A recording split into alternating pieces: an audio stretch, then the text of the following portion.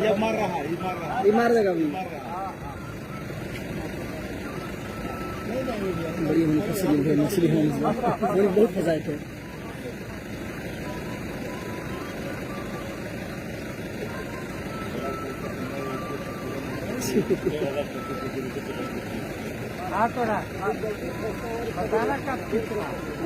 गुल्ली डूबेगा तब सर आगो आगो ऐसे होगा ना फिर आगे।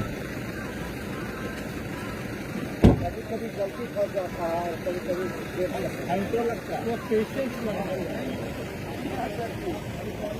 कितनी देर में पकड़ हुई थी?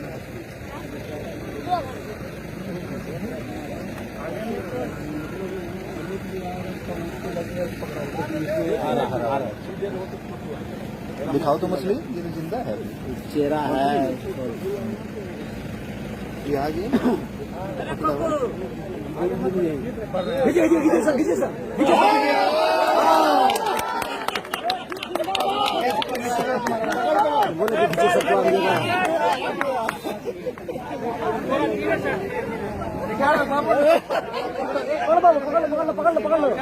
निकाल लो।